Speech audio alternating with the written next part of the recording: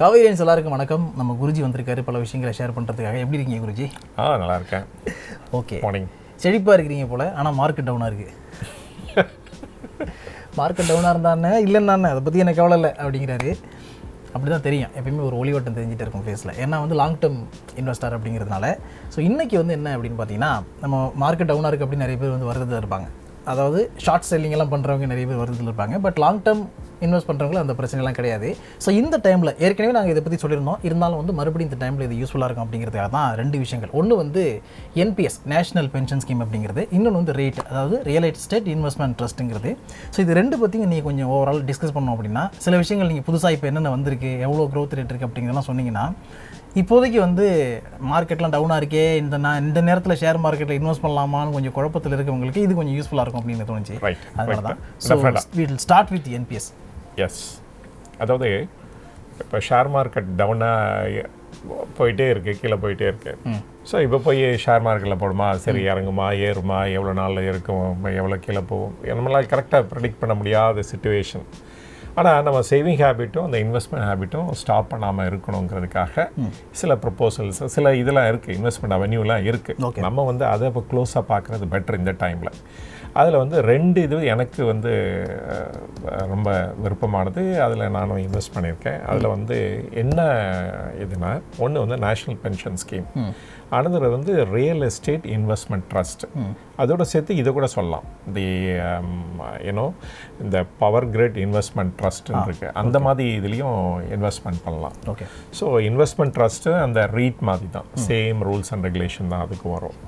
So first இந்த NPS பற்றி எடுத்துக்கலாம். ஓகே. ஸோ NPSல இந்த நேஷ்னல் பென்ஷன் ஸ்கீம், இது தனியாக ஒரு ட்ரஸ்ட்டே இருக்குது.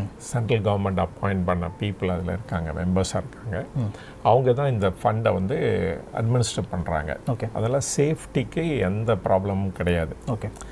அவங்க உங்ககிட்டேருந்து கலெக்ட் பண்ணுற ஃபண்ட்ஸை பேசிக்கலி ஷேர் மார்க்கெட்டில் தான் இன்வெஸ்ட் பண்ணுறாங்க.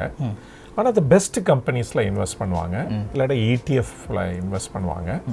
அதாவது பேசிக்கலி 5,000 crore அண்ட் அபவ் இருக்கிற மார்க்கெட் கேபிடலைசேஷன் இருக்கிற கம்பெனிஸில் தான் அவங்க இன்வெஸ்ட் பண்ணுறாங்க. ஓகே. அதில் டெஃபினட்டாக it is safe. And also உங்களுக்கே ஆப்ஷன் வேறு கொடுக்குறாங்க. என்ன ஆப்ஷன் கொடுக்குறாங்க, நீங்களே சூஸ் பண்ணலாம் எந்த ஃபண்டுக்கு அந்த ஃபண்டை ட்ரான்ஸ்ஃபர் பண்ணணும், அப்புறமேல எவ்வளோ பர்சன்டேஜ் ஈக்விட்டியில் போடலாம், கார்பரேட் ஃபண்டில் போடலாம், கவர்மெண்ட் ஃபண்டில் போடலாம், இல்லாட்டா ஆல்டர்னேட் இன்வெஸ்ட்மெண்ட்டில் அப்படின்னு நம்மளே டிசைட் பண்ணலாம் வேறு. ஓகே. இல்லாட்டா ஆட்டோ சாய்ஸும் இருக்குது, அதில் ஆக்டிவ் சாய்ஸும் இருக்குது. ஸோ ஆப்ஷன்ஸ் பிளென்ட்டியாக இருக்குது. அப்புறம் ஒன் மோர் திங் என்னென்னா, இது ETF மாதிரி இதோட சார்ஜஸும் ரொம்ப லோவாக தான் இருக்கும். இப்போ அவங்க சார்ஜ் பண்ணுறது பார்த்தீங்கன்னா 0.02 rupees தான் பர்சன்டேஜ் தான் சார்ஜ் பண்ணுறாங்க. 10,000 ரூபாய்க்கு 20 ரூபா தான் கட்டணும். ஸோ இந்த சார்ஜஸ் ஆல்சோ ரொம்ப நாமினலாக இருக்கும். அதனால் நீங்கள் மியூச்சுவல் ஃபண்டில் இன்வெஸ்ட் பண்ணுறதுக்கு பதிலாக ஈவன் இந்த மாதிரி இதில் கூட திங்க் பண்ணலாம். ஓகே. அதில் ஒன் மோர் திங் என்னென்னா, தி டேக்ஸ் பெனிஃபிட்ஸும் இருக்குது இந்த இதில். ஆமாம், EEE டேக்ஸ் பெனிஃபிட் சொல்லுவாங்க. ஒன்று அதாவது கான்ட்ரிபியூட் பண்ணுறப்ப உங்களுக்கு டேக்ஸ் கிடையாது, அதுலேருந்து வர ரிட்டர்னுக்கும் டேக்ஸ் கிடையாது, அப்புறமேலு மெச்சூரிட்டி டைம்லேயும் அதுக்கு டேக்ஸ் கிடையாது. ஓகே. ஆனால் அதில் என்னென்னா, அந்த time of retirement 60 years plus அந்த டைமில் நீங்கள் வித்ரா பண்ணுறப்ப ஒரு கண்டிஷன் இருக்குது, 60% உங்கள்கிட்ட கொடுத்துருவாங்க பணத்தை. பட் ஆனால் 40% வில் கோ இன்டு ஆனுட்டி. ஓகே. அதை மந்த்லி பென்ஷனாக உங்களுக்கு கிடைக்கும், இல்லாட்டா உங்கள் ஸ்பவுஸுக்கு கிடைக்கும், இல்லாட்டா சில்ட்ரனுக்கு கூட பிளான் பண்ணிக்கலாம். யார் நாமினியாக உங்களுக்கு போயிடும். ஆனால் அதுக்கு ரேட் ஆஃப் இன்ட்ரெஸ்ட்லாம் ரொம்ப லோவாக இருக்குது. ஆனால் இந்த நிறைய சேஞ்சஸ் வந்துக்கிட்டே இருக்குது. அதனால் இதுலேயும் சேஞ்சஸ் வரும் டெஃபினட்டாக to the betterment of the investor. அதனால் அந்த பாயிண்டில் நம்ம பார்க்கலாம். ஓகே. ஸோ இந்த ஆனுட்டி ஒரே ஒரு ஃபேக்டரை வச்சு அதை ரிஜெக்ட் பண்ண வேண்டிய அவசியம் இல்லை அப்படின்னு தான் என்னுடைய கன்டென்ஷன். Okay sir. இப்போ முன்னாடி சொன்னீங்க, அதாவது மியூச்சுவல் ஃபண்டில் இன்வெஸ்ட் பண்ணுறவங்க கூட இதை கன்சிடர் பண்ணலாம் அப்படின்னு சொன்னீங்க. இந்த பாயிண்ட் நோட் பண்ண வேண்டிய பாயிண்ட். ஏன்னா இப்போ மியூச்சுவல் ஃபண்டில் இன்வெஸ்ட் பண்ணுறவங்க இதில் மியூச்சுவல் ஃபண்டில் எக்ஸ்பென்ஸ் விஷயம் ரொம்ப ஹை. இல்லை, இன்னொரு விஷயம் இதில் ரிட்டர்ன் எந்த அளவுக்கு இருக்கும், என்ன பர்சன்டேஜ் ரிட்டர்ன் கிடைக்கும், அது ரொம்ப இம்பார்ட்டன்ட் ஃபேக்டரு. 2 பாயிண்ட் என்னால் சொல்ல முடியும் இதுக்கு. இதோட பர்பஸ் என்ன? பர்பஸ் ரிட்டையர் ரிட்டையர்மெண்ட் டேயில் வந்து எனக்கு ஃபண்டு நிறையா இருக்கணும், கையில் வந்து ஃபண்டு இருக்கணும், யாரையும் டிபெண்ட் பண்ணி இருக்கக்கூடாது, எனக்கு வந்து ஒரு ஸ்ட்ரீம் ஆஃப் இன்கம் வேணும். ஆமாம். ஏன்னா இன்றைக்கி வந்து இந்த ஸ்டாண்டர்ட் ஆஃப் லிவிங் வந்து பெட்டர் ஆகிடுச்சு கம்பேர்ட் டு ஒரு 20 years பேக். அதே மாதிரி ஹெல்த் கேர் சிஸ்டமும் பெட்டர் ஆகிடுச்சு. அதனால் நம்மளுடைய லாஞ்சிவிட்டி லைஃப்பை இன்க்ரீஸ் ஆகிடுது. ஸோ அதுக்கு அப்போ அந்த டைமில் வந்து உங்களுக்கு வந்து ஒரு ஸ்டெடி இன்கம் சோர்ஸ் வேணும். அதனால் அந்த NPS சிஸ்டம் வந்து இஸ் அ வெரி குட் அப்படின்னு நான் ஃபீல் பண்ணுறேன். ஓகே. அதே சமயத்தில் இதுலேருந்து ரிட்டர்ன் கிடைக்க போகிறது இந்த லாஸ்ட் 5 years டேட்டா வச்சு பார்த்தோம்னா நியர்லி அபவுட் 13% கிடச்சிருக்கு. Okay okay. Almost all fund managers near about that percentage தான் கொடுத்துருக்காங்க. ஸோ அதனால் வந்து இந்த 2 காரணத்தில், ஒன்று வந்து இன்வெஸ்ட்மெண்ட் பர்பஸ் என்ன, செகண்டு இதுக்கு வந்து ரீசனபிள் ரிட்டர்ன் இருக்குது. ஓகே. டெஃபினட்டாக வந்து இந்த இன்ஃப்ளேஷனை பீட் பண்ணுது. இன்ஃப்ளேஷன் 7% அசீவ் பண்ணிக்கிட்டோம்னா டெஃபினட்டாக அதுக்கு மேலே இருக்குது. அதனால் உங்களோட எரோஷனை வந்து உங்களுடைய இன்வெஸ்ட்மெண்ட்டு நடக்க போகிறது இல்லை. அதனால் it is a good investment. Okay. டெஃபினட்டாக I feel it. And is safe also. Okay sir. ஆனால் நிறைய சேஞ்சஸ் இன்ட்ரடியூஸ் பண்ணிகிட்டே இருக்காங்க. இப்போ பார்த்தீங்கன்னா இந்த லாக்இன் பீரியடு கூட 3 years வரைக்கும் தான் கொடுத்துருக்காங்க. அதுக்கப்புறமேல் கூட வித்ரா பண்ணலாம் ஒரு எமர்ஜென்சி பீரியடில். அப்புறம் 60 yearsக்கு பார்த்தா 70 years கொடுத்துட்டாங்க. ஓகே.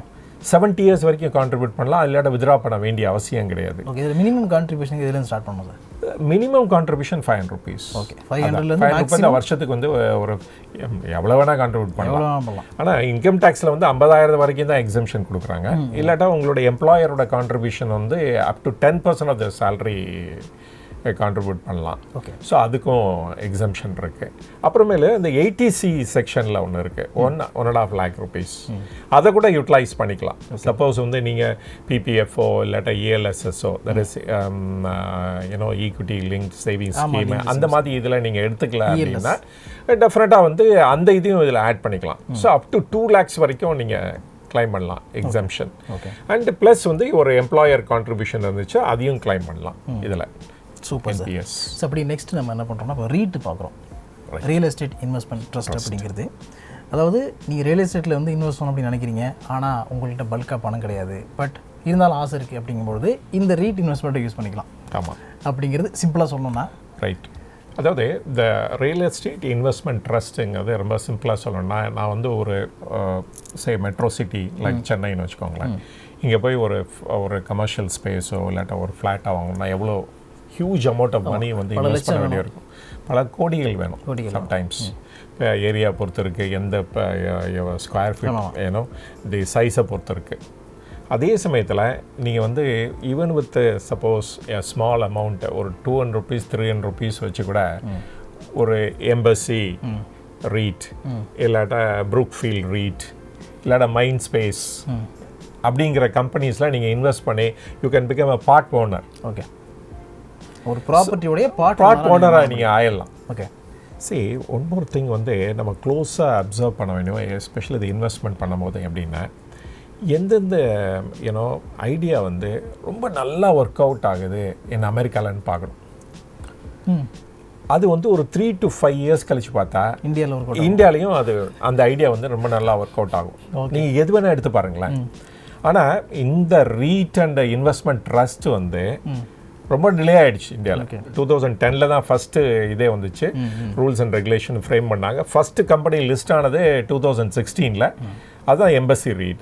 அப்புறமேல் தான் இந்த ப்ரூக்ஃபீல்டு வந்துச்சு, அதுக்கப்புறம் மைண்ட் ஸ்பேஸ் வந்தது, அதோட பவர் கிரிட் இன்வெஸ்ட்மெண்ட் அது கூட வந்துச்சு, அப்புறமேல இன்கிரிட் அப்படின்னு அந்த மாதிரி இது வந்துச்சு. இதெல்லாம் வந்து ஒரே இது கேட்டகரியில் தான் வரும்.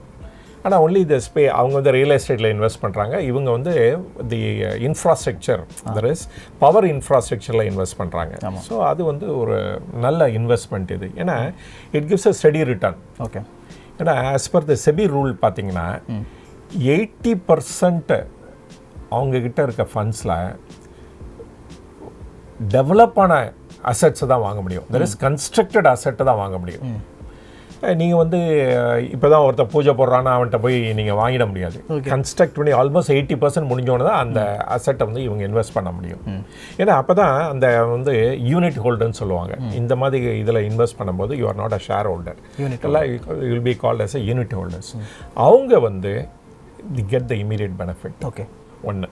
செகண்டு, 90% ஆஃப் தர் ஃபண்ட்ஸில் there is return after all the expenses போக வந்து டிஸ்ட்ரிபியூட் பண்ணி ஆகணும். ஓகே, எதர் அஸ் இன்ட்ரெஸ்ட் ஆர் டிவிடெண்ட் இல்லை யூனிட் ஹோல்டர்ஸ்க்கு கொடுத்தாகணும். ஓகே.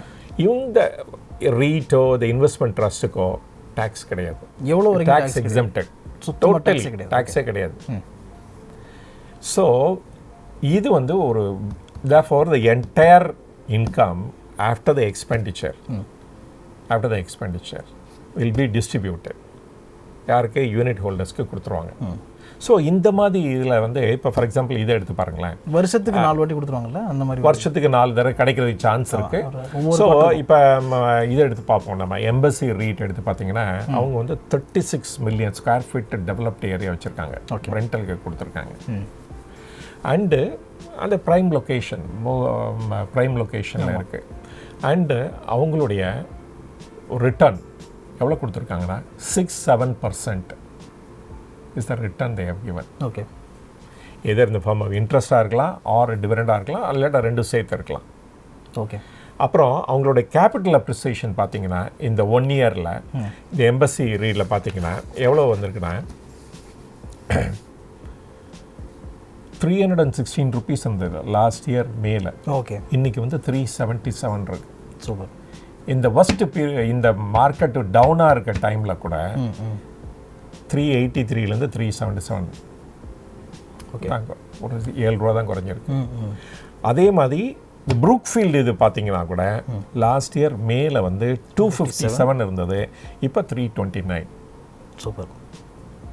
ஸோ கேபிட்டல் அப்ரிசியேஷன் இருக்குது. அதே சமயத்தில் அபவுட் கேபிட்டல் அப்ரிசியேஷன் பார்த்தீங்கன்னா 4 to 17% return. And interest and dividend எவ்வளோ கிடைக்கிதுன்னா அபவுட் 6 to 7%. ஸோ இதோட பெட்டர் ரிட்டர்ன் நமக்கு என்ன வேண்டியது இருக்குது? ஸோ உங்களுடைய போர்ட்ஃபோலியோவில் எப்படி ஒரு 10 to 15% இந்த மாதிரி இன்வெஸ்ட்மெண்ட்டை பண்ணி வச்சுருந்தீங்கன்னா உங்களுக்கு ஒரு ரெகுலராக ரிட்டர்னும் கிடைக்கும், அதே சமயத்தில் ஒரு ரீசனபிள் கேபிட்டல் அப்ரிசியேஷன் கிடைக்கும். டெஃபினட்டாக. ஆனால் ஒன் மோர் திங் சொல்லிடுறேன், ரிஸ்க் இல்லாதது எந்த இதுவுமே கிடையாது இன்வெஸ்ட்மெண்ட். ஓகே, இவங்களுக்கும் ஒரு பெக்குலியர் ரிஸ்க்லாம் இருக்குது. இப்போ கோவிட்னால லாஸ்ட் இயர்லாம் பார்த்தோம், எல்லாம் ஒர்க் ஃப்ரம் ஹோம்ட்டாங்க. அப்போ ஆஃபீஸ் ஸ்பேஸ்லாம் வேக்கண்டாக போயிடுச்சு, நிறைய ஆக்குபை ஆகாமல் போயிடுச்சு. இதே மாதிரி இன்னொரு வேவ் வந்தால் டெஃபினட்டாக ஆக்குபேஷன் லோ ஆகிடும். ஓகே, ஆனால் வி ஹோப் இது மாதிரி வி ஓன்ட் ரிட்டர்ன் பேக் அப்படின்னு இது பண்ணுவோம். ஸோ ரிஸ்க் ஃபேக்டர்ஸ் இல்லாமல் இல்லை, ரிஸ்க் ஃபேக்டர்ஸ் இருக்குது. ஆனால் இன்னொரு ஸ்பெசிஃபிக் ரிஸ்க்கு இந்த மாதிரி ரீட்டில் என்ன இருக்குது அப்படின்னா அவங்களுடைய லீஸ், எஸ்பெஷலி இந்த எம்பசி அண்ட் ப்ரூக்ஃபீல்டில் பார்த்தீங்கன்னா அவங்களுடைய many contracts, lease contracts 22-23 expire ஆகுது. ஓகே, ஸோ அவங்க they have to renew. Okay, renew பண்ணும்போது இதே ப்ரைஸ் கிடைக்கணும் ஆர் இதோட பெட்டர் ப்ரைஸ் கிடைக்கணும். இப்போ எக்ஸிஸ்டிங் லீஸ் ரெண்டோட ஜாஸ்தி கிடைக்கணும். இது ஒரு ரிஸ்க் ஃபேக்டர். ஓகே. அப்புறம் அனதர் ரிஸ்க் ஃபேக்டர் என்னென்னா, அஃப்கோர்ஸ் இது வந்து டாக்ஸேஷன் ஆங்கிளில் பார்க்க வேண்டியது. கம்பெனிக்கு தான் டேக்ஸ் கிடையாது. ஓகே, ஆனால் it is taxed at your hands. நீங்கள் என்ன இன்ட்ரெஸ்ட்டோ டிவிடெண்டோ அந்த கம்பெனிலேருந்து வாங்குறீங்களோ அதுக்கு வந்து டேக்ஸ் கட்டே ஆகணும். ஓகே, நீங்கள் எந்த ஸ்லாபில் இருக்கீங்க, அப் டு 2.5 லட்சத்தில் தான் இருக்கீங்கன்னா உங்களுக்கு டேக்ஸே வர போகிறதில்ல. 5 லட்சம் வரைக்கும் டேக்ஸ் இருக்காது. 5 லட்சத்துக்கு மேலே போயிருந்தீங்கன்னா அது எந்த ஸ்லாபில் வரீங்களோ அது அந்த டேக்ஸ் கட்டி ஆகும். ஓகே, இது ஒன்று. அதே மாதிரி கேபிட்டல் அப்ரிசியேஷன், சப்போஸ் வாங்கிட்டு விற்றீங்கன்னா if it is a short term capital, if it is a long term more then 1 இயர்னா லாங் டேர்ம் கேபிட்டல் கட்டி ஆகும். இது லைக் எ ஸ்டாக் மாதிரி தான். It is traded actively share மார்க்கெட்டில் ஜெரோதாவில் வாங்கலாம், எதில் நீங்கள் போய் பார்த்தாலும் நீங்கள் இந்த ஷேர் வாங்கலாம். ஓகே. ஸோ இந்த மாதிரி டைமில் தெர் இஸ் மார்க்கெட் டவுனாக இருக்கிற டைமில் என்பிஎஸ் இன்வெஸ்ட்மெண்ட் ட்ரஸ்ட்டு, அதே மாதிரி பவர் கிரிட் கார்பரேஷன் அவங்களோட இன்வெஸ்ட்மெண்ட் ட்ரஸ்ட்டு, அப்புறம் இன்கிரிட்டு, இதிலெல்லாம் நீங்கள் ஸ்டடி பண்ணிவிட்டு இன்வெஸ்ட்மெண்ட்டை எடுத்துக்கிறது ஒரு வைஸ்ன்னு நினைக்கிறேன். Super sir, decision. ஸோ கண்டிப்பாக இது பார்க்குறவங்களுக்கு யூஸ்ஃபுல்லாக இருந்திருக்கும் அப்படின்னு நம்பலாம். அண்ட் இந்த டைமில் நீங்கள் என்ன பண்ண பார்த்தா ஒரு கேள்வி கேட்கணும். ஏன்னா நீங்கள் கேட்குற கேள்வி எல்லாத்தையுமே வந்து பயங்கர ஃபாஸ்ட்டாக வந்து ஆன்சர் பண்ணுறாங்க. ஸோ அந்த வகையில் வந்து இன்றைக்கி என்ன கேட்க போகிறீங்க? இன்றைக்கி வந்து இந்த என்பிஎஸ்ல ஒரு கொஸ்டின் கேட்கலாமே. என்பிஎஸ்ல இதுக்குள்ளே இருந்தே ஓகே. என்பிஎஸ்ல மினிமம் கான்ட்ரிபியூஷன் எவ்வளோ? ஓகே, என்பிஎஸ்ல மினிமம் கான்ட்ரிபியூஷனுங்கிறது எவ்வளோ? இந்த ஆன்சர் வந்து அக்கௌண்ட் வந்து டார்மண்ட்டாக ஆகாமல் தட் இஸ் செயலிழந்து போயிடக்கூடாது. அப்படி இல்லாமல் இருக்கணும்னா நீங்கள் வருஷத்துக்கு எவ்வளோ கான்ட்ரிபியூட் பண்ணணும்? ஓகே, இப்போ நம்ம குருஜி கேட்ட கேள்விக்கான ஆன்சர் நீங்கள் காசு பணம்ங்கிற டெலிகிராம் சேனலில் கொடுக்கலாம். அதர்வைஸ் இந்த யூடியூப் வீடியோக்கு கீழே கமெண்ட் செக்ஷனில் கொடுக்கலாம். இன்னொரு முக்கியமான பாயிண்ட் என்னென்னா, அவர் சொன்னதுக்கான ஆன்சர் வந்து இந்த வீடியோக்குள்ளேயே இருக்குது. ஓகே, அந்த க்ளூவையும் அந்த ஹிண்ட்டையும் நான் கொடுத்தேன். ஸோ இதே மாதிரி அடுத்த ஒரு பிஸ்னஸ் வீடியோவில் மீட் பண்ணுறோம். அது வரைக்கும் பாய் சொல்லிக்கிறோம். அண்ட் இதே மாதிரி நீங்கள் நிறைய பிஸ்னஸ் வீடியோஸை பார்த்து தெரிஞ்சுக்கிறதுக்கு காவேரி பிஸ்னஸ் எல்லாம் மறக்காமல் சப்ஸ்கிரைப் பண்ணுங்கள். பின்னாடி அந்த பெல்லைக்கானி ப்ரெஸ் பண்ணுங்கள். பக்கத்தில் காவேரி நியூஸ் அப்படின்னு ஒரு சேனல் இருக்கும், அதையும் வந்து சப்ஸ்கிரைப் பண்ணுங்கள். எங்களை ஃபேஸ்புக், ட்விட்டர் அண்ட் இன்ஸ்டாகிராம் எல்லா இடத்துலையுமே நீங்கள் காவேரி பிஸ்னஸ் அப்படின்னு தேடிங்கன்னா ஃபாலோ பண்ணலாம். ஓகேவா? ஸோ நெக்ஸ்ட் வீடியோ மீட் பண்ணுறோம். Thank you so much. தேங்க்யூ.